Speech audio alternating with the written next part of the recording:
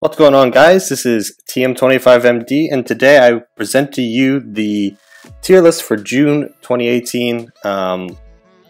And just a little bit of disclaimer: this will be my opinion, really. I could care less about tier lists. To be honest, you should play whatever you feel like, and make that judgment on your own. But I do see the merit to it. It gives players, especially newer players, an idea of what's being played at the top. So I'll try and be as objective as I can. So without further ado, start off with tier 0. And actually, before I even talk about tier 0, the difference between the gap in power between tier 0 and tier 1 is very small. Same goes for tier 1, tier 2. Actually, tier 3 is pretty far and beyond bad, but but between 0, 1, and 2, the gap in strength is very close. So it really comes down. But the difference between the tier 1, tier 2, tier 0 is how independent each deck is, how proactive they can be without they can execute their strategy with little to no trouble every game. So without further ado, we'll start off with tier 0. There's only one deck in tier 0, and that is, in my opinion, Fault Xerix. And what makes Fault Xerix good? A number of things. Again, before I even start, everything you can get an idea for each archetype in the Imgur tier list album in the description, so you can go through all those. I have included tech cards that you can throw in to each archetype, tailored to deal with certain matchups. So we'll start off with Fault Xerix. Fault Xerix has just been really dominant in the meta right now. It just really does well against the current powerhouses of the meta this month.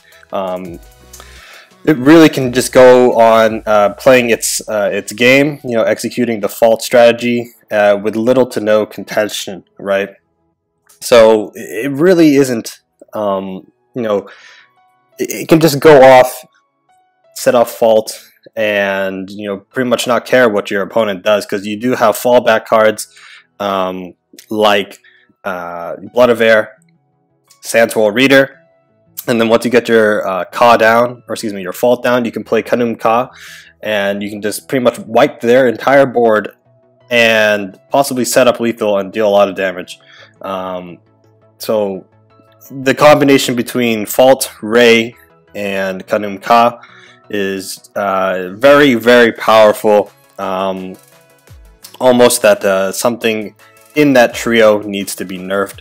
In my opinion, it would probably be Ray or Kanum Ka, or both.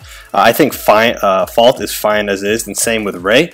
It's just that if you put the third element into the equation with Kanum Ka, you get the whole package. You get tempo, you get the develop board, you get to set up some sort of lethal, and you have removal all in one package, right? And you even have Dispel with Ray. So a little bit of Dispel with Ray. So that's very, very impactful.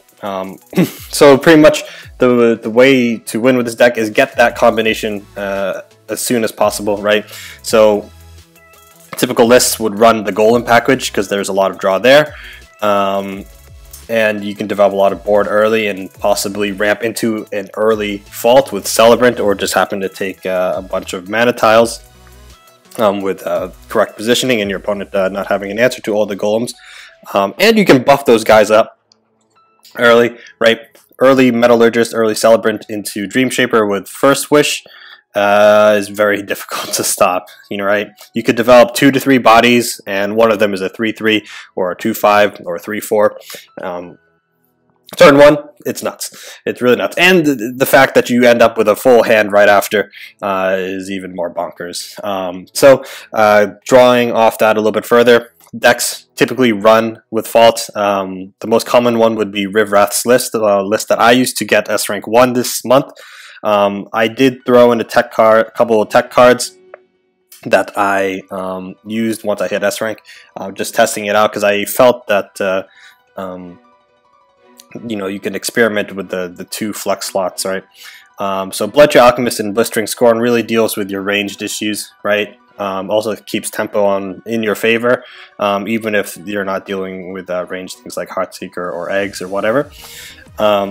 You do have the tempo of just developing your body and removing your opponent's minions while you're searching for your Ray, Fault, and Kanum Ka combos. So decks will typically run all those pings. That's the most common variant. EMP is usually the top end. You can definitely remove it. This is the flex slot, the tech slot that you can definitely run. So cards that you can use in place of that would be Portal Guardian, you know, a 3-drop with 3/08. With First Wish, you can get that guy to become a 1/9, and then you can get bigger with all the golems you play. Blood Your Alchemist, some Rays, your Bloodbound spell. This guy can get big pretty easily, so and it really demands removal, right? Because your opponent doesn't want to deal with something with Frenzy. Your opponent doesn't want something with Frenzy and has a big body to stay on the field for that long, right? So the reason that's a good tech card you can throw in there. Also, you can throw in Allomancer. Allomancer does help you against Magmar a little bit better. It survives Plasma Storm. It survives Homeostatic Rebuke. It leaves behind a body. And it can pull cards like Trigon Obelisk and Fireblaze. Pretty much everything besides Windstorm Obelisk is good to pull from Allomancer. Its value that you can get from that card. Another one would be Swarm King Scarab and Superior Mirage. Again, all of these tech cards will be in the DUELYST deck list in the description, so go through that and see what you would like to throw in there. So Swarm King Scarab can just close out games on its own. On top of Fault, implies a lot of pressure, right? So you play your Ray Fault, and then you play Swarm King Scarab, and you can probably just close out the game if because you can definitely remove a lot of minions with Swarm King Scarab. Got 5 attack. You can probably clear the board, and develops all those Scarabites, of which can either go face or further clear. If they go face, that's at least 5 Scarabites going face, so that's an extra 5 damage, so that's 10 damage you can deal to your opponent on top of the Fault dervishes that can potentially hit face as well.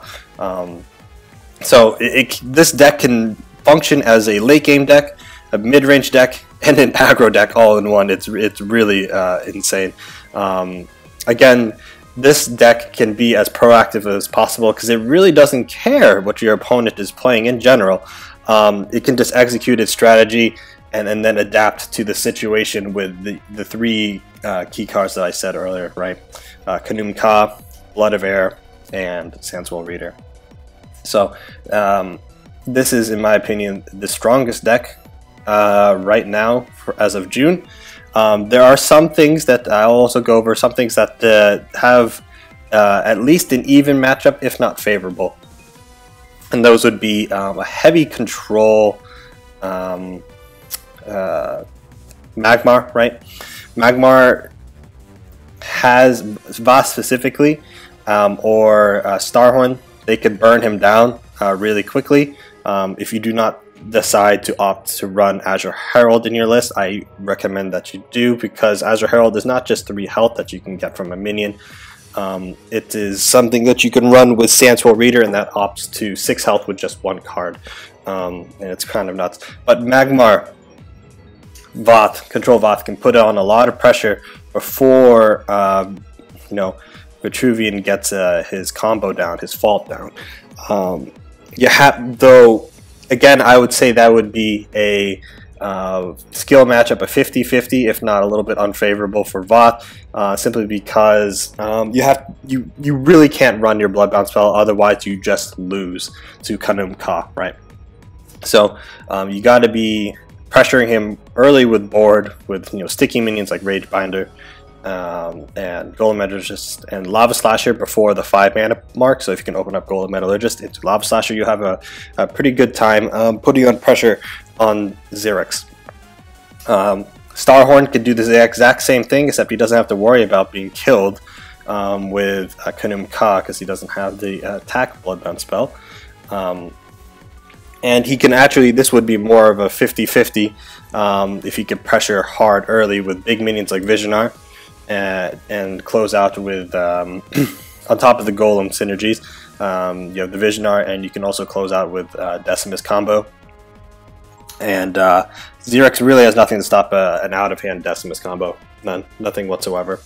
What you can tech in to face those Magmar would be Superior Mirage. Superior Mirage will help you against the Mechantors. You get all that board down. Some people will be like, oh, I will need to play Mechantor to push damage and clear board, put myself in an advantageous position, and you can punish them not with just Knave, you can also punish them with the Superior Mirage, possibly dealing 12 damage to the enemy general while clearing the board as well. So Superior Mirage is something that you can definitely add into your fault list and secure matchups against Magmar. Also applies to the Hate Furnace list, right? You can get those keywords with Superior Mirage as well. Another matchup that I can think of that would have a positive matchup, or at the very least 50-50 skill-based matchup, would be Creep Cassava. A lot of Creep Cassavas have been teching in Shadow Novas, which doesn't get rid of Fault entirely, but what it does do is get rid of those few sand tiles, making the value you get from Fault less effective, and it forces Xerx to play a second Fault if they can. Also, what this allows you to do is it sets up for Night Fiend. Night Fiend is that 3/3 5-mana minion that deals 2 damage to everything that's near Shadow Creep, and that just, so if you place your Shadow Novas correctly around where the fault would be, you can clear those dervishes up pretty well without problem. So yeah. Also, Saran similarly can do the same thing with her Aperion's Claim. Just throwing that Aperion's Claim right in the middle there, that knocks out 3 sand tiles, right? And you can proceed to pressure Xerx even further with your heals, force them to have that second Cataclysmic Fault. You do have to be aware that playing Sunforged Lancer can be detrimental to you, simply because if they do get those sand tiles down, you do buff up your attack. He can again, Knave can just kill you right there. Same thing like Voth. So you gotta be wary of that. Other cards not exclusive to a certain archetype would be tech cards like Lightbender, knocking out 3 sand tiles just like Aperion's Claim would be a very good tempo for you. The one downside is, yes, you did dispel 3 tiles, but you still got to deal with the 5 dervishes that are there. Plus there's 2 more tiles that you have to worry about. So Lightbender does help you a little bit, but it will only get you so far, so you need to apply pressure onto Xerx after you play Lightbender. So, moving on. Tier 1, the first deck that I would include in Tier 1, I don't want to say there is the best deck in Tier 1. I'll just be doing this in order of appearance, right? Because as I said earlier, the difference between Tier 1 and Tier 2 is very close, so this shouldn't be read left to right or right to left, anything like that, up, down, whatever you have it. But the first deck that I'll be talking about would be Burn Starhorn. I think Burn Starhorn is fantastic right now. He has a chance of beating Fault Xerx for reasons that I just explained. And in general, similar to Fault, he can just execute his strategy without caring what the opponent does. He can continue to go face as much as possible. He can develop big minions for cheap and without much cost, right? So you can play things like Flash Mechantor, Greater Fortitude turn 1, or excuse me, turn 2 if you get a mana tile when going second. That's a 5 mana play, and that's a 6 damage AoE. Turn 1 you can play Flash, again when going second you can play Flash Visionar. That will develop you what is Vision R? 5/6, right? It'll develop you a 6/5, which is a very big minion that you can play turn 1. You can also do Golem Metallurgist into Ragebinder, which can set up for a Lava Slasher. So you can opt to run little to no removal in Burn Starhorn, because you can just play big threat after big threat after big threat into Decimus combo and really not care what your opponent plays, because you have all these big minions, and it's just like, hey, you have to deal with this or I will kill you in 1 to 2 turns. So that's what Decimus combo has going for him. So typical list would be something like Golem Metallurgist with Ragebinder, Lava Slasher, Cantors, Decimus obviously, Visionars if you want to run that as well, Vindicators as well if you want to run that extra threat. Young Silthars are fantastic, arguably one of the best things you can play when going first. Turn 1, it's just a sticky minion. Very few things can deal with a turn 1 Young Silthar, so pretty much guaranteed ramp into 4 mana, in which you can play cards like Spelljammer, you can play cards like Haruspex, and it can open up a lot of options with Greater Fortitude, Greater Fortitude plus Flash into another minion. It really does open up a lot of options. So the two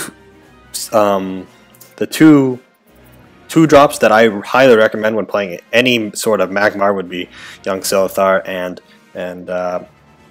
Golem Metallurgist, because of the sheer value that they can get early on is very, very strong. So also tech cards you can run in Burn would be Flameblood Warlock, right? Decimus Tech Spikes on 8 mana, on 6 or 5 mana you can play Tech Spikes and Flameblood Warlock, and that will net you 6 damage. You could do, let's say you don't even have 2 Tectonic Spikes in hand, you can play Flash on 7, Flash Decimus Tectonic Spikes into Flameblood Warlock on 7, and that will net you 12 damage. So you can have a lot of burn options in there. So you can even run extra tempo cards like Blood Tear Alchemist that can help you maintain tempo and apply pressure, because that's potentially an extra 2 damage that you can deal to your, or even 3 damage, an extra 3 damage you can deal to the enemy general. Other tech cards can include Voss Brutality. I don't really recommend Voss Brutality right now, with Fault being one of the strongest decks right now. Kingdom Call will just punish you very hard, but in other matchups it can do you a lot of good, so you can definitely run Voss Brutality. And lastly, one card that you can run if you do plan on being ahead. The point of this deck is to play big threat after big threat, always being ahead on board and usually ahead on life. So if that's the case, you already used the Decimus Tectonic Spikes combo, let's say on 5 mana, Flash Decimus Tectonic Spikes, you did a lot of damage right there. You can't seem to draw that second Decimus Tectonic Spikes combo or deal as much damage that you would like. You can run 1 copy of Flaming Stampede, which does 8 damage. It does 8 damage to you, so as long as you're ahead and you can get your opponent down to 8 or so, you can definitely finish off your opponent by then with that card. So moving on to Aggro Reba. Aggro Reba is fantastic right now simply because of the sheer power of her, the burst she can have out of hand is nuts. Almost that arguably rivals, if not better than Starhorns, right? She can run cards like Inner Focus, Ethereal Blades, Inner Focus, Kill and Edge on her Heartseekers, on pretty much any one of the 2 drops she runs in her deck. Every single one. Every single card in Aggro Reba can be inner-focused. That's the big one. So typical list would be something like what Alpha Sentry ran. It had Flameblood Warlocks, Primus Fist, Scroll Bandits, Battle Pendos, Lantern Fox, Bakazori, Sojourners, Spelljammers, and then your spells would include your teleportation spells with Juxt and Mist Dragon Seal, Inner Focus for damage as well, Ethereal Blades for damage, and Phoenix Fire and Kill and Edge for tempo and damage. So you can just proceed to go face and it really benefits from going first. So if you are one of those good players that goes first and leads off with Scroll Bandit and Mist Dragon Seal, you're in a fantastic spot. Or if you're going second, you can lead off with Scroll Bandit, Mist Dragon Seal, Inner Focus, and that can let you that can clear their turn 1 play while stealing a card of theirs. And if it's Vitruvian, you can steal Cataclysmic Fault, Bullet of Air. Magmar, you can steal a Tectonic Spikes, which means their combo is less likely to go off. Saran's a difficult matchup simply because she has a lot of healing, but if you can pressure well enough, you do have a shot of winning that matchup, though it is not favored. But tech cards you can run in Aggro Reba. You could run a more spell-based list and run cards like Chakri and Cryptographer. And you can add cards like Blood Rage Mask if you want to have that in there, or Four Winds Magi. You can also run Key Beholder.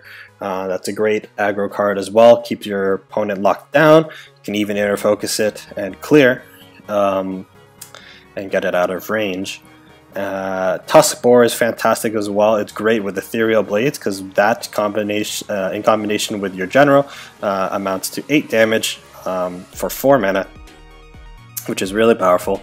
And if you decide to run cards like Tuskboar, you can run cards like Mirror Meld as well, and try and go for that OTK combo. Usually that sort of list has it goes all in on the like the rush Mirror Meld, so you can definitely tailor your deck towards that. It's still very aggressive, looks to win by 6 mana at the latest, maybe 7.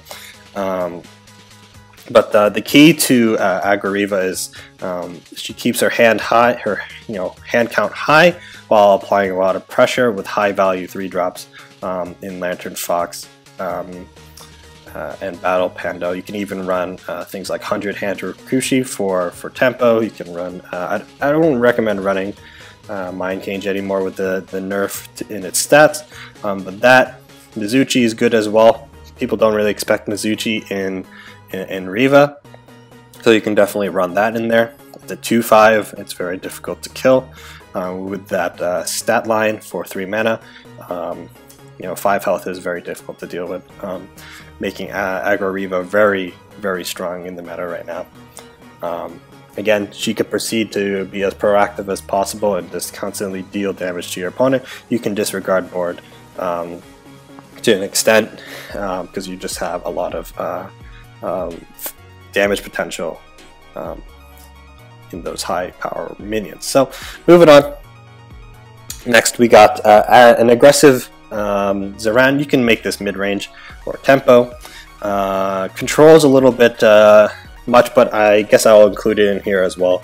You could run a control list with Deoltis, Ironcliff Guardian, and things like Divine Bond and whatnot, while maintaining the tempo cards like Sunriser and Scintilla and Sunforged Lancer, Sunstrike, Tempest, Lucent Beam. What else is there? Martyrdom, Decimate. You can even run an artifact list and apply a lot of pressure still with those cards. With Lost Artificer. You don't even need to run Lost Artificer. Lost Artificer is meant to play a turn 1 Dawn's Eye, which can be very oppressive. But you can definitely run an artifact. It's a lot slower than her tempo list, which can just run, which tops off at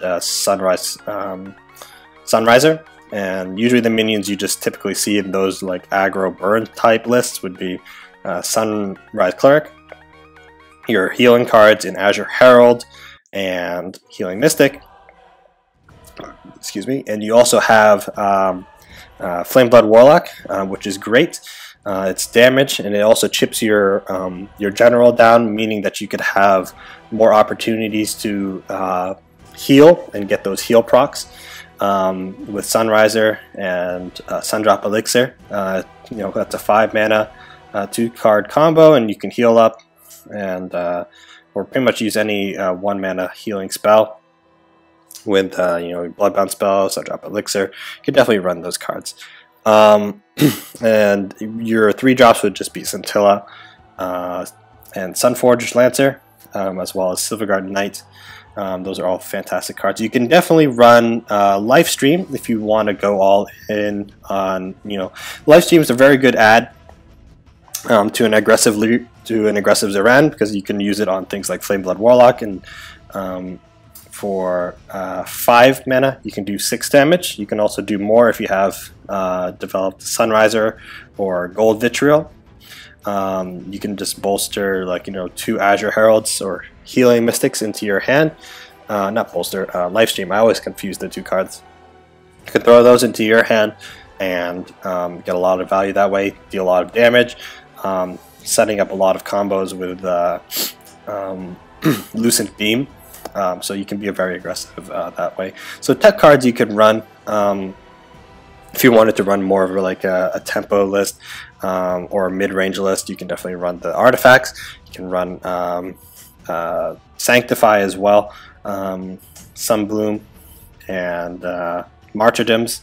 A good tech card, in my opinion, would be Sunstone Templar. Really does shut down those Trial Mave decks. It really stops the early Gores and Sarlaccs, right? It can stop Gore. It stops Gore so well, right? Your opponent plays Gore, you play Sunstone Templar, the Gore runs into the Sunstone Templar, dispel it, and your opponent just has like a bunch of spells in their list and nothing to use them on unless they draw another Gore or Sarlacc. So Sunstone Templar is very strong in that matchup. It's good in most cases. It's a 1/4 body, meaning it won't die very easily. It won't die to like a Mist Dragon Seal from a Scroll Bandit and a Backstab. It'll still survive that, which is very good. So that is actually one of the key cards that I recommend running in Saran. If you can find space for it, it's very powerful in those certain matchups. Also, you can run the Control Shell. You can add in your Aperion's Claim. Even in the aggro list, that'll be your top end. You pressured your opponent a lot through 2, 3, 4, 5, 6 mana, and your opponent managed to, on 7 mana, to like build up a little bit of a body block, and you just need that little bit of space to continue pressuring your opponent. Aperion's Claim is great for that. Also good against Fault to an extent, as I said earlier, but you need to keep applying pressure afterwards. So moving on, we have Aggro Xerix. Aggro Xerix, I do not think is as potent as the previous 3 aggro lists, simply because it doesn't have the out of hand damage. It has out of hand damage, but it can't really compare to the out of hand damage that Starhorn, Reba, or Saran can dish out. The best it can really do from out of hand would be something with like Flameblood Warlock and Lost in the Desert and Star's Fury. Those are the best options it has. So a typical aggro Xerix can see a bunch of obelisks or a bunch of golems with Portal Guardian and Pax, and then you have your control with Sandswell Reader and Blood of Air, and you can apply a lot of pressure with those obelisks because they have 6 health, meaning they aren't able to be removed easily unless you have Dispel. So you can run that and you get a lot of value. You can up the curve a little bit and run cards like Thunderhorn and Swarm King Scarab, and then run Lost in the Desert, Kinematic Projection, or Astral Phasing to apply big damage in one setting. Because if you are able to get a Kinematic Projection off with multiple minions with Thunderhorn, that can amount to at least 8 damage AoE, which is a bit insane. So you gotta watch out for that. And it also works very well with Portal Guardian as well. Both of those cards appreciate Kinematic Projection and Astral Phasing. Tech cards would be Star's Fury and Superior Mirage for Magmars, for Swarm, and just to deal removal. and it can also just go face for a lot of damage if you're able to stick a Fire Blaze Obelisk. Star Series is very powerful. But you can definitely run great tempo cards. You need a lot of draw, otherwise you just burn through your hand, so you'll need to run cards like Spelljammer, First Wish, to keep your hand high, because you will be going through a lot of, you'll probably be playing 2 cards a turn, if not more. If you're running the Obelisk Shell, you could run that with Bone Swarm and Bloodtear Alchemist, so you'll be going through a lot of cards. So if you want to go with the Obelisk, you have a definite higher ceiling of dealing damage and having those minions stick as opposed to running Golems, but Golems gives you more consistency in your draw. So got to be aware of that as well. But as I said, it's not as potent as in aggression as the other 3 aggro lists, but it's still very powerful nonetheless, depending on how you decide to tailor your aggro Xerix. And the last deck in Tier 1, in my opinion, is Wall Vanar. Specifically Elena. You can definitely use any general for a Wall Vanar list. I just think that your best bet would be Elena, because she has the ability to just stall with her Bloodbound spell, and you can also make a case for Faye, because if your walls don't pan out, let's say against Magmar, they run like a Rebuke or a Plasma Storm. You can fall back and try and stall out your opponent with Warbird as an alternate win condition until you get some more walls back up. But Elena is definitely, so the idea of walls would just be to go all in, get that Ice Age out as fast as you can, and then play Winter's Wake. Most factions can't deal with Ice Age, so the idea, the common answer to Ice Age would be obviously EMP. So the idea to play around that would be to run cards like Mana Forger and Abjudicator to get that, and Malicious Wisp and Crystal Wisp, get that out earlier, deny mana from your opponent, and get that early Ice Age and Winter's Wake, because if you don't, EMP can just beat you and stop your whole strategy. So the idea is to ramp that out as fast as possible. And you can even run some control cards, or even just deal damage to your opponent. If you decide to run Kara or Enfeeble with your Luminous charges, that can amount to potentially 15 damage, which is a lot. So your control package will probably be consisting of Hailstone Prison, Chromatic Cold, aspect of the Bear, aspect of the Ravager, aspect of the Mountain, Frigid Corona, Frostburn, and with that you can definitely run cards like Ghost Seraphim. Ghost Seraphim reduces the cost of those control spells, which can definitely aid you in maintaining a positive board state, or at least at the very least neutral board state. So you can get a lot of value from that.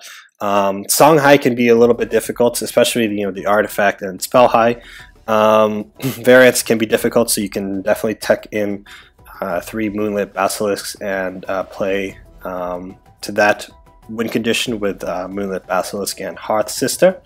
That's one way of beating a list. I remember playing a wall list before, and I was playing against Mantra, and my win condition was Moonlit Basilisk plus Hearth Sister, and that's exactly what I did to win the game. So against Songhai, if you're having trouble with Songhai, because they really do fare well against walls with Ghost Lightning Gotatsus. They can even get rid of Ice Age easily if you let them, right? They can play 8 gates Ghost Lightning, and that removes all the walls, so you gotta be careful there.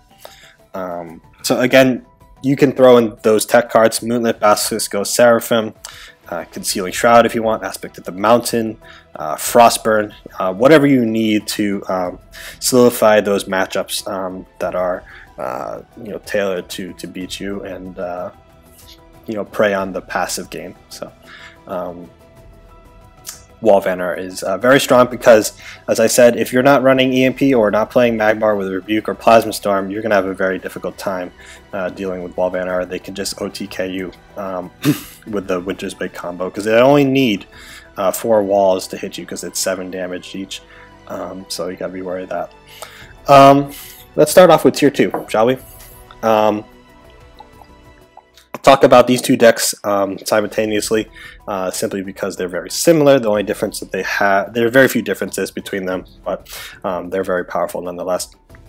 And starting off that would be Wanderer Ragnar and Wanderer Reba in Tier 2, simply because I don't think they can compete that well. Or not, they can definitely compete with the decks above, but they don't have a favorable matchup simply because they cannot handle the aggression very well due to the inconsistencies in their deck in nature. But what makes these guys powerful is their Bloodbound spells and sheer value of the minions that they can get from Wanderer. So faction minions from Ragnar, from Magmar specifically would be cards like Mecanter and Lava Slasher. Pulling those cards would be very strong. Same with Thunderhorn, Dancing Blades, and Bone Reaper. Bone Reaper is very powerful in any sort of Wanderer list. Becomes a 3. Is it a 3/10? I think it's a 3/10. Becomes a 3/10, and deals AOE damage there. So it's a very big nuisance to deal with. Ragnar has strong, powerful golems that can benefit from the stat buffs, EMP as well, and they also have a pretty good control package in the spells that they run to help control the board. You have Natural Selection, Upper Hand, Homeostatic Rebuke, Plasma Storm, Kinematic Kinematic Equilibrium. I think that's what it's called. 3/3, deal 2 damage to everything inside of it. If it's a friendly minion, you gain 2 attack. You can definitely run that as well. You can run Greater Fortitude if you want. But one of the biggest spells that Wanderer Ragnar has is obviously Flash Reincarnation. Getting potentially an early Wanderer is very strong, right? You develop a 7/5 and you have that permanent buff to that and all your minions, and you can definitely just dominate the board as soon as turn 2, right? And that's kind of insane. So how to deal with Wanderer? If they play an early one, you could play cards like Sunset Paragon. Deals with Wanderer really well. Sets up tempo for you, especially if you're playing an aggressive list. You can tech in Sunset Paragon and continue to be aggressive to your opponent. But Wanderer can tech in as many things as it likes because it has so many flex spots. So it can definitely run cards like Kron, which becomes a 5/6, and all the prisoners become 3/3s, which is really insane. DUELYST is great as well. Becomes a 6/4, and the Tombstone becomes a 1/9. You can get a lot of value there. But I think one of the strongest things that Ragnar has would be her Bloodbound spell, generating 4/2 Rippers. Especially when you get to the late game, generating a 4/2 Ripper every turn can be a little bit bonkers. Tech cards can include, I like this one a lot, would be Night Watcher. Night Watcher becomes a 3/5, stops all sort of rush, so you can shut down opposing Magmars pretty well. Can stop Obelisk Vitruvian pretty well, and if you happen to be playing the Wanderer Mirror, you can stop a Saber Spine Alpha, which is a very good card to include in Wanderer because it's a 6/6 with rush. It can close out a game if you needed to, so it's very powerful.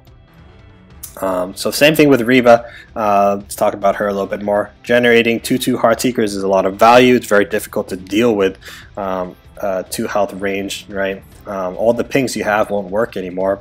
Mana Death Grip, Blood Tear Alchemist, Blistering Scorn, even Cassava's Bloodbound spell ping doesn't work anymore. And you can say the same thing for Ragnar's eggs. Once Wanderer goes down, those eggs have 2 health, which is pretty insane.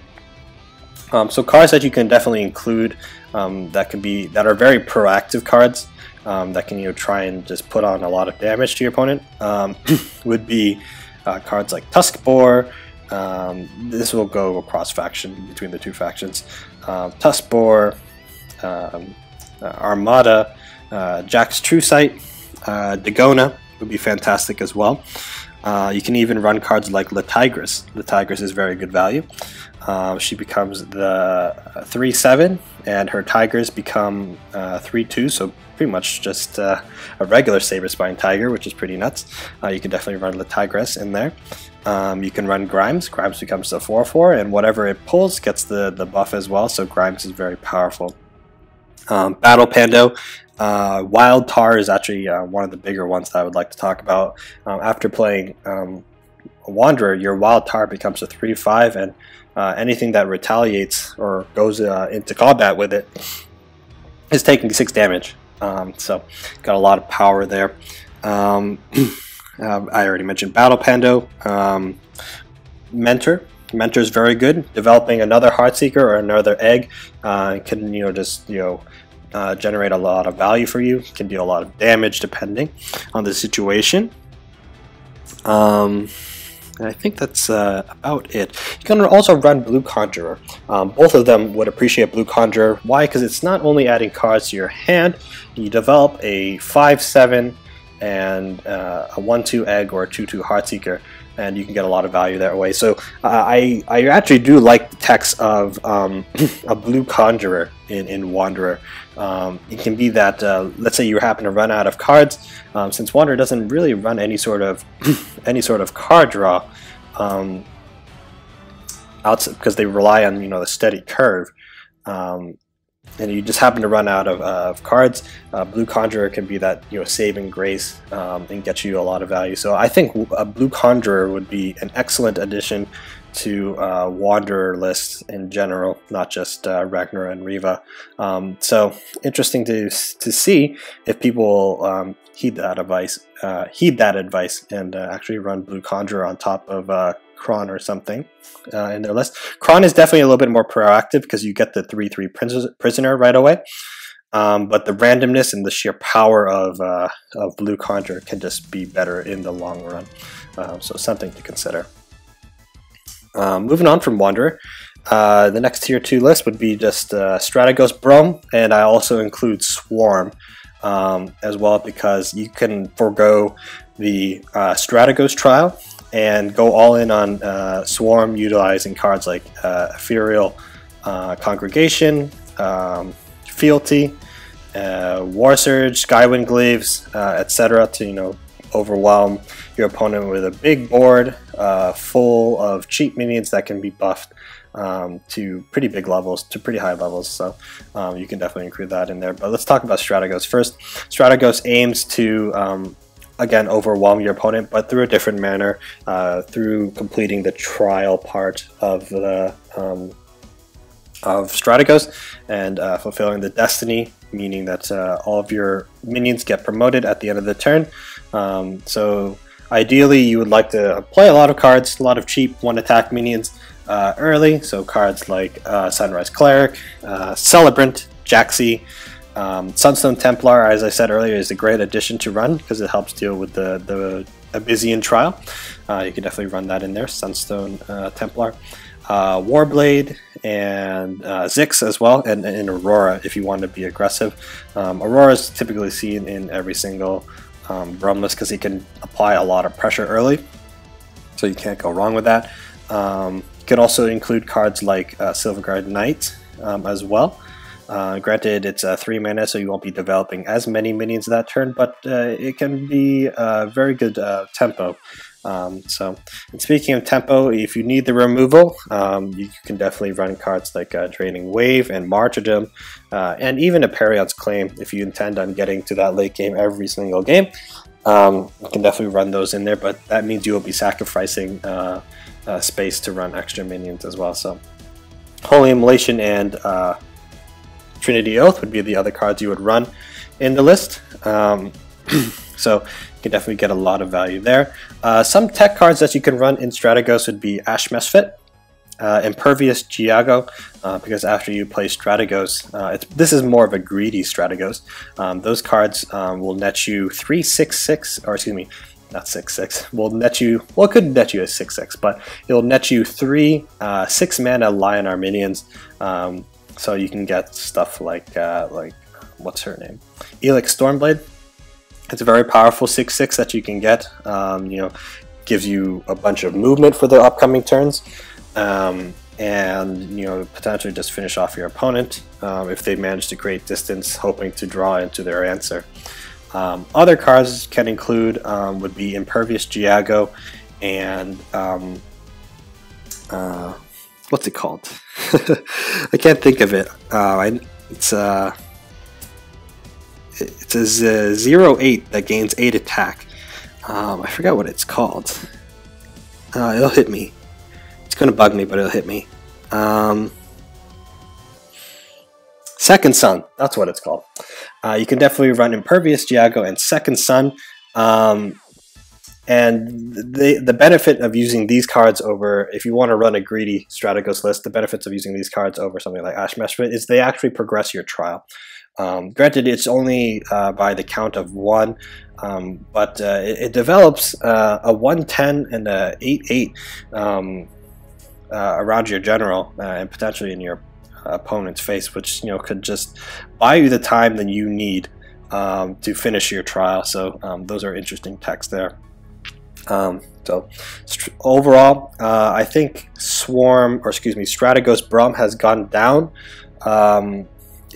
in power since the lift of rotations, simply because of the Shimkazar cards being added in and more aggressive lists turning up. So Strategos has definitely you know, taken a hit after rotations were lifted. So, but it's still very powerful nonetheless. Got to be wary of of the trial. But we can also talk about Swarm and why they're also very powerful. So you can just forego the trial, as I mentioned earlier, and run cards, you know, like Iraqi Headhunter, your Azurite Lion, Mirkwood Devourers, and the Golem package with Soul Pontiff and Sun Forgers if you want. And your War Surges, Ethereal Congregation, and Sky Windglaves, and Fighting Spirit, and War Surge. I know that was a mouthful, but all of those cards equally contribute to developing a very big board for cheap and just overwhelm your opponent with a lot of stats. And I still think it's a a very viable strategy. It's a lot faster than Strategos. But if it gets answered, you pretty much, and you don't have anything in your hand, you don't have any draw, like you don't draw your fealties or your oath, the deck can just brick and fall apart that way. But if you are to successfully develop and pressure your opponent, then it's very difficult to stop. Very difficult. All right, moving on to combo and extinction event. Oops. Well, you get the preview of what's next, but. Combo and an extinction event Ragnarok. You could go in with a very low curve and look to close out the game with Bloodbound spell Eggmorph Greater Fortitude, and deal 10 damage or more, 10 or 14 damage to your opponent, and that's pretty good. Or you can look to overwhelm them with Progenitor and using small minions like Bloodtear Alchemist, Golem Metallurgist, on top of your Rippers with Young Silithar, Rage Binders, and if you're lucky enough to get an early Lava Slasher into Progenitor, you can net a lot of value that way. And you can even protect these eggs with cards like Zoetic Charm. And if you're looking to maintain tempo, since usually you don't run natural selection in this list, since it's like looking to swarm early, you can definitely control board with cards like Lava Lance now, and Homeostatic Rebuke and Eggmorph as well. You can also have access to Wild Inceptor, and I think that's adds to the further combo that you can have into the mid to late game to finish off your opponent. But if you decide to not go with the progenitor route and look to control board and win with an alternative win con in extinction events, Saran Finality, or Flaming Stampede, you can definitely run all the removal cards with Plasma Storm, Homeostatic Rebuke, Voss Brutality, what's it called? Natural Selection as well, and you can run things like Mentor for your draw and Embryonic Insight. And you can also look to maintain tempo with cards, artifacts like Zoetic Charm, Rage Reactor, and even though it was nerfed, you can still opt to run more Incur. I think it would go better in an extinction event list, so I included that in the sideboard cards in the Imgur deck list below, so you can definitely look at those. So there's a couple routes you can go with combo and extinction event. If you're able to overwhelm your opponent early, or you can control late game, you definitely have the combos to just drop potentially 626 minions in your opponent's face with Rush, or just deal 14 from out of hand on 6 mana. The choice is yours. So moving on, we're going to talk about Kalios mid-range or combo. Kalios has always been in like the middling state in Duelist. Never top tier ever since beta, but never at the bottom in my opinion. He was always in the middle, which I think is great. And he can definitely run an aggressive shell with things like Bloodshot Alchemist, Primus Fist, and the Scroll Bandits, with Inner Focus and Assassination Protocol, which is really good value. And then you can also have your top end be Grandmaster Zendo and EMP, right? If you decide to go more of a mid-range shell, you can run cards like Calligrapher, which generates you 3 spells right away. It's great value. It's also damage. Eternity Painter, right? But you can even add in more more aggro cards like Katara and Tuskbor and Mizuchi, Penumbrax. Penumbrax is not really an aggressive card, but it can be if you aren't able to answer. It's very difficult to it's very awkward to play around Penumbrax because it starts off as a 0/10 and then after it attacks it becomes a building again, so it can be very awkward to deal with. So you can go with that shell, or you can add further combos, or just dominate board with cards like Onyx Jaguar, or Hammond Bladeseeker, right? Hammond Bladeseeker on 5 into Zendo on 6 results in at least 16 damage, which is nuts. I always loved Hammond. Hammond is a fantastic card, and I still think it's great now, because if you look at the like Wanderer list, Wanderer can't really deal with Hammond, right? They got like a couple cards and that they need right then and there, but usually they're like preparing it for the your Zendos, your EMPs. So using it on a Hammond means that there's little to no answer for Hammond or Zendo or EMP. It's fantastic. So combo Kalios will always have a presence, and always need to be prepared for, right? Because he can just if you can't remove his threats, he will just kill you. with Zendo or Hammond Bladeseeker, so beware of that. Moving on, we could talk about Hate Furnace. Hate Furnace is the trial of Magmar, and you get all of your minions Rush and Frenzy after it is played, which is pretty nuts. Hate Furnace himself also has Rush and Frenzy, meaning that he will deal a lot of damage, 5/4, so deal 5 damage AoE. So the goal of this, obviously, is to get Hate Furnace out as fast as possible. So you'll be using cards like Amplification, Greater Fortitude, Razor Skin, Dumping Wave, or buffing up minions that gain stats through Bloodbound spell activation, so things like Vindicator, Visionar, Red Steel Minos, Drakes as well. All those guys get buffed up from spells, their respective spells that buff them up. That accelerates the trial a little bit. And that's fantastic. So tech cards you can run in Hate Furnace would be Decimus Tectonic Spikes. Why? Because let's say it takes you too long, like you aren't able to finish the trial as fast as you can, or as fast as you wanted it to. Decimus Tech Spikes can be that finisher that you're looking for.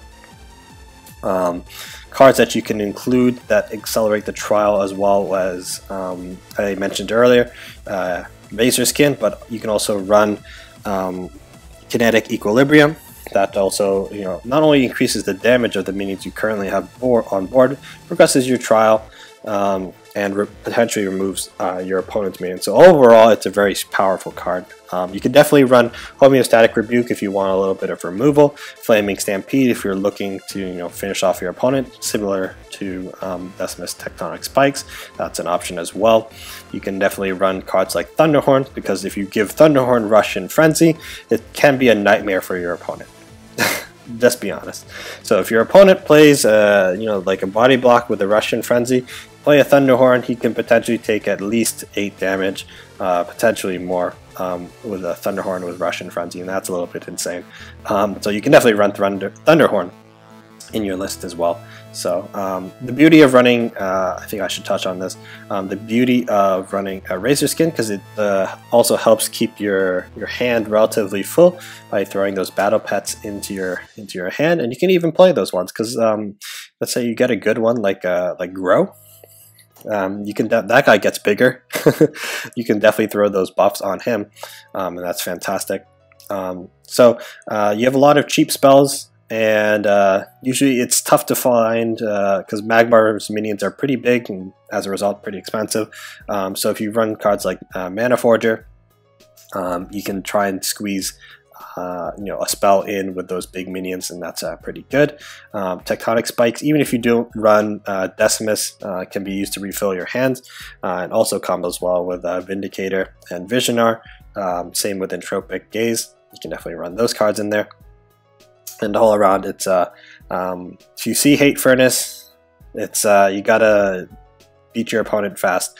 Win the board always. If you win the board against Hate Furnace, you'll probably win the game. So on top of winning the board, you got to apply pressure on him as well. Tech cards you can use against him would obviously be Mage Sworn. All of his spells are 2 or less outside of Homeostatic Rebuke and Tectonic Spikes and Thumping Wave. Can't even use the Bloodbound spell, so that's one way of shutting down Hate Furnace, and obviously Superior Mirage. So that's one way of beating it. An aggressive list also does pretty well against Hate Furnace, depending on who goes first. So be wary of that. Let's go on. Today we got, I'm including 3 archetypes because they all have similar elements. They all share, the spell aspect, the spell high aspect in every single one of these. So we got Firestone Mantra, 8 Gates, and Artifact Songhai. I'll start with Mantra. Mantra is usually just, in terms of minions, they usually only run Adjudicator, but you could definitely run in Eris Prophet, as well as Rockadoptera, Tracer if you want to survive a little bit better, Lantern Fox as well, Capricus Marauder, and EMP for the Saran matchup. But what this deck looks to do is to chip away and clear board, chip away at your opponent and clear board until you can get a powerful Mantra combo or 8 Gates combo off, or just deal a lot of damage with Blood Rage Mask, right? You can get a lot of value there, so be wary of that. You can also translate this deck into something with a lower curve, and that's a little bit more aggressive in 8 gates.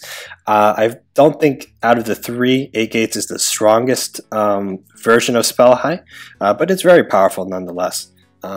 So an 8 gates list would look like very similar to Mantra, but they don't usually run Adjudicators, but they definitely run Crescent Spear. Crescent Spear is the key to pretty much every single Spell High list. If you're not running it, I recommend that you do so. It's even more important than a Blood Rage Mask. Crescent Spear gets you a lot of value, but usually the difference between the 8 gates is that they run cards like Geomancer, right? Usually their top card would be Spiral Technique, though Mantra can run that as well, but usually you can do without it. So looking to get a lot of value there, and 8 gates lists usually run cards like on top of Geomancer, Knuckle Storm. Usually you can forego that in Mantra, but it runs cards like Knuckle Storm and Lantern Fox, giving you a lot of damage spells in hand. So tech cards that you can run in there would be some removal in Calligrapher, Eternity Painter, and Onyx Bear Seal. Usually you can do without the Onyx Bear Seal, because Onyx Bear Seal is, though strong, it's very strong against large minions. Doesn't really help you against Wanderer. The 1/3 Pandos can be actually a real pain in the butt against Wanderer, right? It actually hurts. It works against you than for you. Like, yeah, you save yourself damage, but it's the positioning game becomes different if you throw the 1/3 Pando in there. So be wary of that. And lastly, the last Spell High archetype would be, instead of running Mantra, you run artifacts like Bangle, Blinding Strike, Mask of Shadows, and Cyclone Mask, and look to combo your opponent through Constant Chip, through artifacts, or through spells, or if you happen to have Bangle and Mask, or Bangle and Saberspine Seal, you can deal anywhere from 10 to 16 damage out of hand on 7 mana, which is pretty insane. And if you aren't able to kill your opponent and you just happen to get that damage in, you can run Spiral Technique at the top end and just finish off your opponent that way. As to how effective this archetype is, it's very strong against Wanderer in general, because Wanderer has very limited ways to deal with artifacts. Usually the only thing that they have would be EMP to combat artifacts, and that comes out way too late. You can tech in Rustcrawler, but that only gets rid of 1 artifact, right? So you got to be careful on how you use that. And the Blood Tear Alchemist only gets rid of 1 charge. So artifacts in general just absolutely dumpster Wanderer lists. And these lists, this Spell High archetype also does well against Fault. I'm not saying it's a huge in their favor, because you can get overwhelmed by early Faults. If you can't deal with the constant waves of poop coming your way, then you can be overwhelmed that way. But you do have the power to just kill your opponent at a distance, and that's what makes this deck very uninteractive yet highly effective. So ways to beat this kinds of lists would be to run multiple copies of Mage Sworn. Otherwise, enforce them to use those Onyx Bear Seals. It also punishes those people that don't run Onyx Bear Seal for the reasons I just stated. So Mage Sworn is a fantastic tech against it as well. So moving on, we got Trial Knave. And pretty much the goal of Trial Knave is to get the Underlord Zorzal as fast as, I think I pronounced that correct, Underlord Zorzal as fast as possible. How do you do that? You utilize pretty much all the spell cards that destroy your own minions, in the likes of Darkfire Sacrifice, Aphotic Drain, Consuming Rebirth, Ritual Banishing, and even Malice. You can get a lot of value that way. You can also use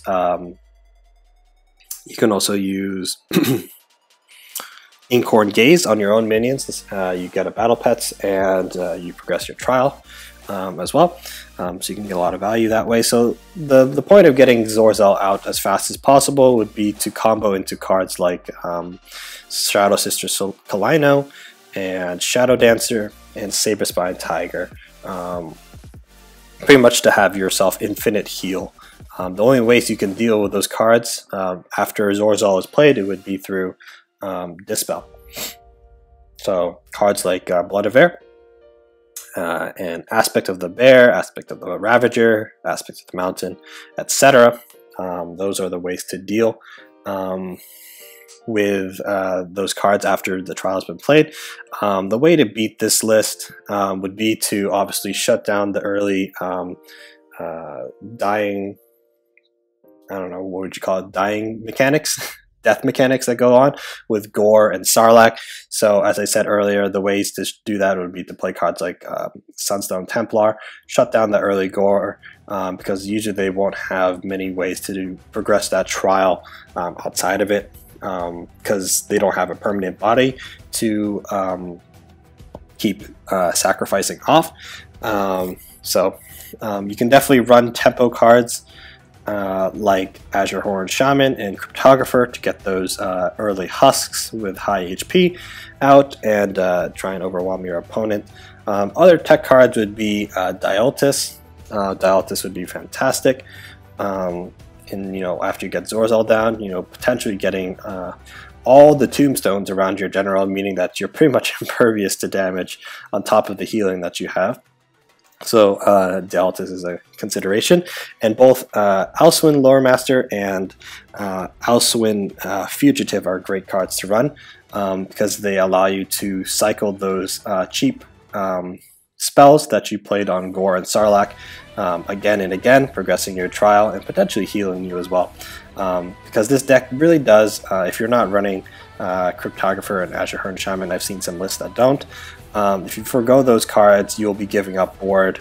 You'll be surrendering board pretty much to your opponent, and they can tempo you out and potentially kill you early if you're not careful. So staying alive is of the utmost importance, which is why you need to run those healing cards in Aphotic Terrain and whatnot. So, and Sworn Sister Kalino, or excuse me, Shadow Sister Kalino. Finishers can also include, on top of the Tiger and the Shadow Dancer, you can run cards like Deathfire Crescendo, right?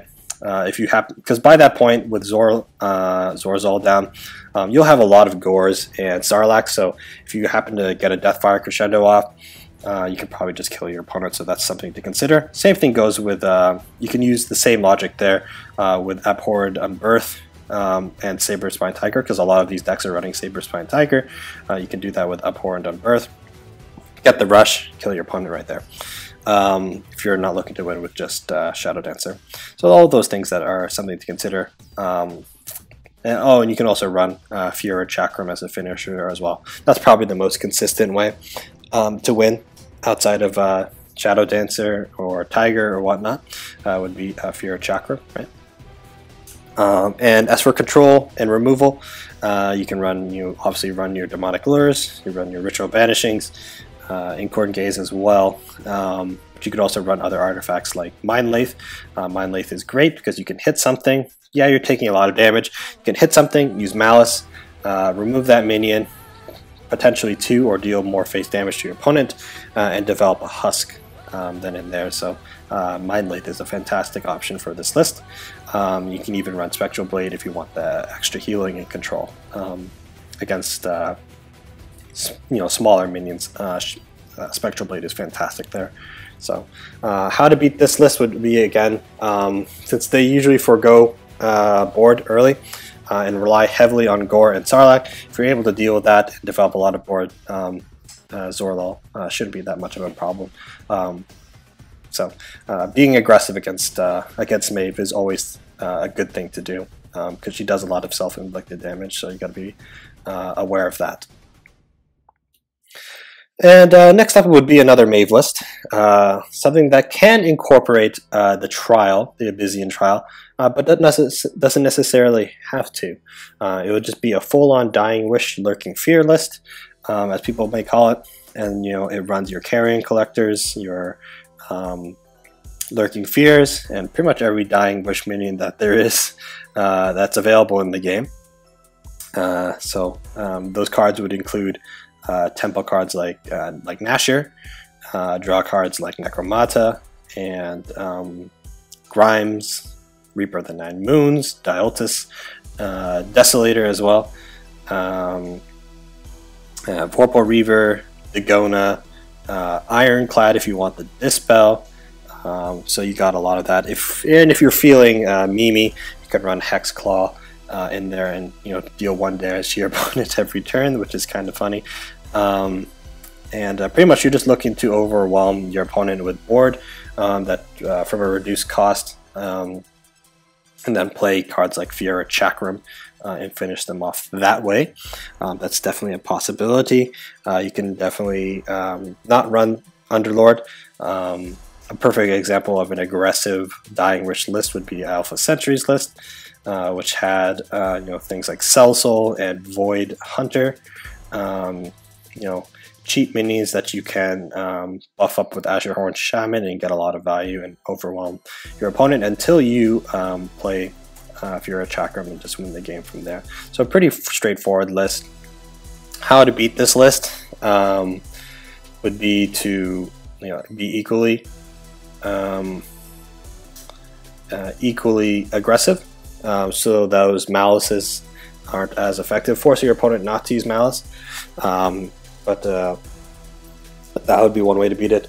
Another way would be through heavy control with like Saran. An Imperion's Claim usually just does it against her, plus all the healing can just be very impactful as well. So that's one way of just beating these types of lists. Fault also has a pretty decent matchup against it, just developing. Transformation is the big one. Transformation is very big against this. So if you're able to transform her early minions or deal with early husks, then you're in a great shape. Titan, next list. Next list on tier 2. Titan's great. Has a pretty decent matchup against Wanderer. As I said, artifacts are very difficult to deal with as Wanderer. Forces you to draw that 1 EMP in your list, of which you can just draw another Titan because you have more copies than they do. Titan's very powerful in that regard. I think Arjon's the best user of Titan, but again, all Lion-R generals can be used in Titan lists. It's not specific to just Arjon, and each general can tailor their list around their Bloodborne spell and the synergies that each general offers. So if you're running Titan Bro, you can run cards like Aurora and a lower curve, right, and get a lot of value from Titan that way. You can also run it with Saran and a lot of healing. I think Arjon's the way to go. In terms of aggression, with Roar, you can get a lot of powerful minis that way. Utilizes Azurite Lion a little bit better as well. And it allows for efficient trading and could just chip away at your opponent a little bit better than the other generals. So pretty much there are a lot of tech cards you can run in Titan. You can run cards like Solarius if you want the draw, Spelljammer if you want the draw. You can run Soul Piercer for ranged, which is great, right? Your opponent backs away from your guy, from you and your minions. You can punish that with Soul Piercer. You can look to overwhelm your opponent with cards like Ironcliff Monument. It's fantastic as well. Prominence is great. You're developing a bunch of bodies with Force Field, also strong. Mageworn would be great against Songhai, and also very good against Saran because she has a lot of cheap spells. And Lion-R has no real way of dealing with large minions, so it forces the Hyperion's Claim. And as I said earlier, it also does very well against Hate Furnace. as they can't really do anything against that. It also does well against Wanderer, meaning they cannot play their Bloodbound spell. So those Rippers and Heartseekers aren't able to be played, which are very high tempo for and high value for Wanderer. So stopping those with Magesworn is a fantastic tech. And if you're afraid against Rush, then you can definitely, or Obelisks, you can definitely run in a couple copies of Night Watcher as well, and Thunderhorn to punish sedentary minions, right? So those are very good to include in your list. Usually the deck struggles with draws, so you can definitely, as I said, Solarius, Spelljammer, but even you can run Sunwisp, I think that's what it's called, and draw a card that way. It develops a body. It's also great after playing Titan. You develop a 4/1 with Force Field while drawing cards is fantastic. So I think I mentioned Kron. Kron gets you a lot of value, but let's talk about the removal package.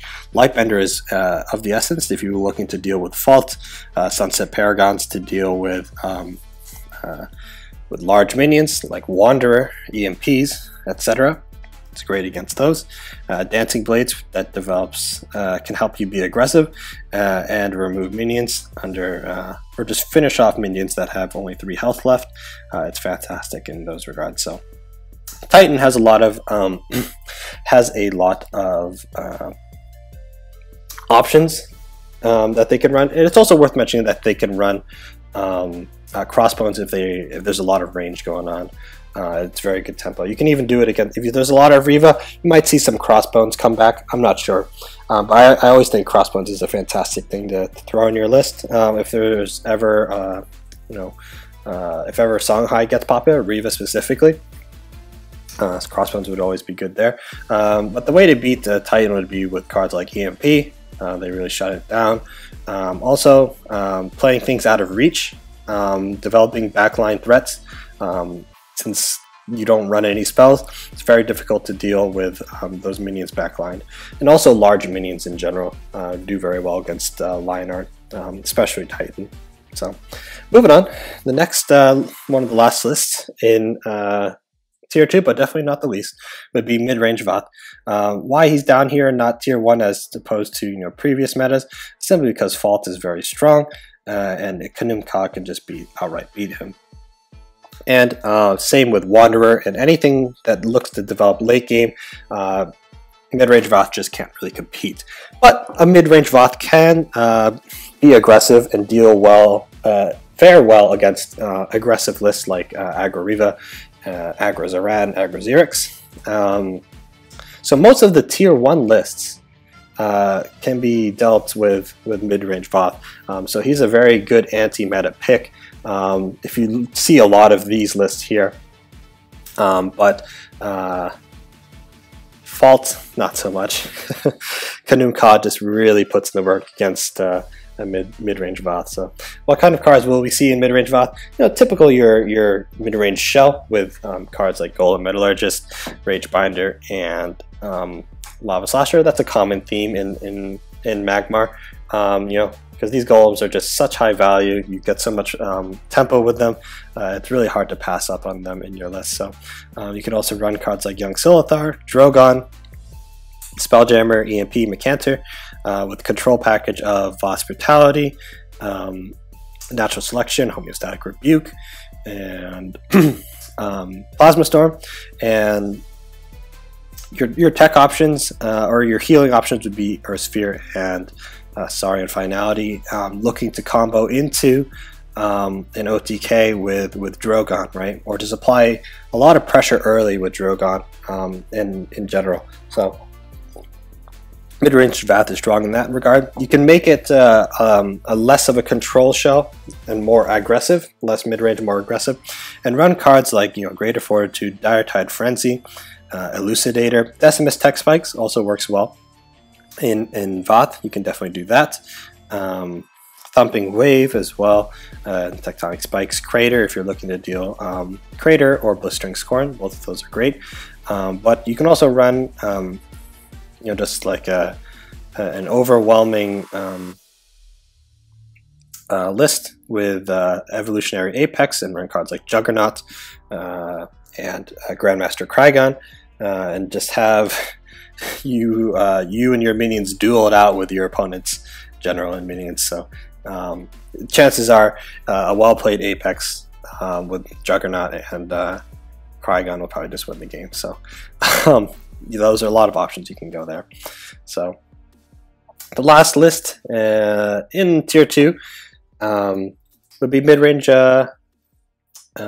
Creep Cassava. I'll also include an aggressive cards that you could run in here. So pretty much you're looking to win with Obliterate and just a lot of creep in general, get all those synergies that you can have. So you're pretty much running kind of like a control shell with all the creep generation in the likes of Abyssal Crawler, Ooze, and then you have your creep generation in Painful Pluck, Sphere of Darkness. Even though nerfed, it's still okay, acceptable to play. I don't know if I would run 3 copies, but you can definitely make it work if you want. Shadow Nova opens up options as well. Shadow Nova, as I mentioned earlier, was good against Fault. It allows you to combo into things like Night Fiend, keeping Fault at bay while you develop all your creep, which is great. So you can definitely run those cards. And obviously you're looking to heal because your Abyssian's early game is not very strong. The best thing you got, or the best thing you have, would be Ooze in terms of something that you can play proactively. And in the front lines, Abyssal Crawler is not something you play in the front lines. But you're looking to survive with your spells with Punish, heal up with Munch, maintain life with Desolator. Also, try and stall, pretty much stall as long as you can until you can get a really big Obliterate and just beat your opponent that way. So you also have removal cards in Necrotic Sphere, Betrayal if you're looking to deal damage. And you can even tech in a copy of Nether Summoning to revive those big Desolators that you might have lost. So you have 2 Desolators in hand always. Also works well with Juggernaut, works well with Klaxon, etc. So tech cards would include Cryptographer, Bloodbound Mentor, and Riftwalker, allowing you to keep your ping game up. Constantly having ping in your list is always a good thing to have. Keeps the board in your favor and under control. It's always strong. You can definitely run Rebirth of 9 Moons if you're playing against Magmar. It's very solid there. EMP is good as well. Just with the Dispel, because Abyssian really lacks it. So you can definitely run those cards. Or you can just forgo Creep and run an Aggressive Shell with like Flameblood Warlock and cards like Bound Tormentor or Zaraloth, and have a top end with Spectral Revenant, and use spell damaging cards like Void Pulse and Darkseid. So there's a lot of options you can go with aggro or mid-range Creep Cassava, and she actually has like a decent matchup against Fault if you happen to play Shadow Nova. So definitely not as strong as what she once was, but she's definitely not the worst deck in the game, in my opinion. She still has her merits, and she can actually do pretty well. Actually, she does hold her own if she can develop a lot of creep against Wanderer, and she can even be aggressive and use cards like Ghost Azalea and do a lot of face damage, right? So Cass is not in as bad as a state as people make her out to be, so I think she's okay. She's not bad. And that's it for Tier 2. Moving on to Tier 3, would be an aggressive slash mid-range Fey list, looking just to deal out a lot of damage with a very low curve, using cards like Bloodtear Alchemist, Cryptographer, Crystal Cloaker, Flameblood Warlock, Bloodbound Mentor, and whatnot, and Snowpiercer. You can definitely run cards like that. And tech cards would include a more mid-range shell with like Thunderhorn, Purgatos, and Aspect of Shimzar. Even though that was nerfed and it's a 7 mana combo now, it's still pretty powerful. You could also run cards like Jax and Razorback and some Luminous Charge and Blistering Scorn and get a lot of damage that way. Or you can run tempo cards like Dancing Blades and Cloud Caller and Free Blade, and you can get a lot of value that way. So definitely not as powerful or as fast as any of the other aggro lists, but it can be annoying if they utilize cards like Concealing Shroud. So you got to be aware of that and know when to use your Dispel if you have it, because she can just stall with Warbird, and if you can't reach her in time or whatever, she can be very annoying to deal with. So moving on would be the Vanar Trial. I think Kara is best used here because she can opt to not complete the trial and just play a decent tempo game. You know, with buffing up her minions like, you know, Jax and Kron, getting 5 2/2s with range, or 5/6 and a 3/3 prisoner. You can get a lot of value there, or just buffing up cards like Dioltus. But if you wanted to go all in on the trial, getting that out as fast as possible, you can run cards like Circulus, Jaxi, any of the Sentinels, because those are tokens before they're transformed into their true form. Thicket Augur, which, you know, has Intensify, so you can get a bunch of those guys out if you play more than one copy in the game. So you can get a lot of those guys down, and hopefully they'll stick.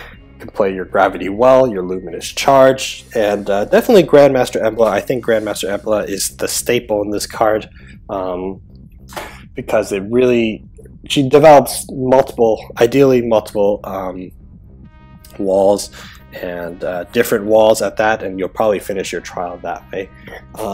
So she's very powerful, and obviously to get to that you'll need to run ramp cards like Crystal Wisp and Malicious Wisp if you want. Other tokens that you can run would be utilizing cards like Aspect of the Bear, Aspect of the Ravager, and Aspect of the Mountain. You can even use things like Ancient Grove, which, you know, gives your minions a little bit of stickiness. Also can transform them into a token. You can use build minions like Protosensor and Draugr Iolith, because those are build minions, and buildings count as a token. So those are pretty good. You can also run cards like Jax, True Sight, and Razorback, and deal a lot of damage that way, especially if you've already played your Bloodbound spell. You can do a lot of damage there. Frostiva is also good, getting those Vesper Howls on board, potentially even bigger, because those will become 4/4s. And they're actually pretty good, so you can actually run Voice of the Wind or Frostiva if you're looking to get a lot of tokens down. Heck, you can even play like a hybrid shell between like a Vesper Trial, right?